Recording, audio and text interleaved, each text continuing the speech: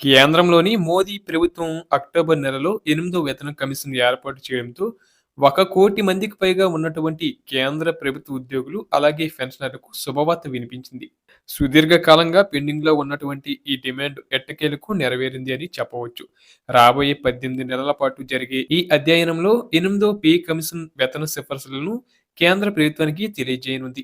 ఈ నూతన pay commission కోసం సుప్రీంకోర్టు మాజీ జడ్జి రంజనా ప్రకాష్ దేశాయ్ చైర్పర్సన్‌గా నియమించగా, ప్రొఫెసర్ పులక్ ఘోష్ పార్ట్ టైమ్ మెంబర్‌గా నియమించింది కేంద్రం.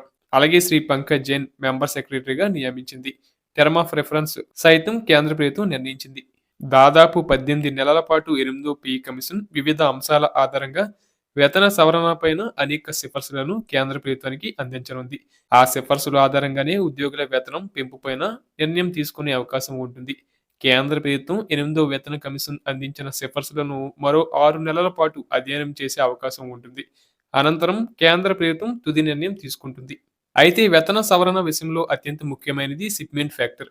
దీని ఆధారంగానే ఉద్యోగులకు ఎంత వేతనం పెంచాలి, పెన్షనర్లకు ఎంత పెన్షన్ పెంచాలి అనేది నిర్ణయం జరుగుతుంది.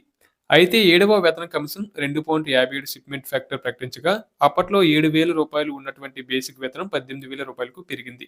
తాజాగా మారిన పరిస్థితులు, అదే విధంగా పెరుగుతున్న ధరలు ఆధారంగా ఈ షిప్మెంట్ ఫ్యాక్టర్ మరింత పెంచాలని ఉద్యోగ సంఘాలు డిమాండ్ చేస్తున్నాయి.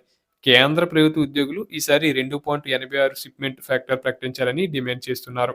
ఒకవేళ 8వ పే కమిషన్‌లో మొత్తం 2.86 కనుక షిప్మెంట్ కేంద్రం ప్రకటించినట్లయితే, కొత్త కనీస వేతనం అంచనాగా సుమారు 18,000 నుండి 51,000కు పెరుగుతుంది. కొత్త కనీస పెన్షన్ అంచనాగా 25,700 వరకు పెరిగే అవకాశం ఉంటుంది. ఏది ఏమైనా సరే, కేంద్రం ప్రకటించే ఈ షిప్మెంట్ ఆధారంగానే 8వ పే కమిషన్‌లో ఉద్యోగులు, పెన్షనర్లకి జీతాలు నిర్ణయించబడతాయి.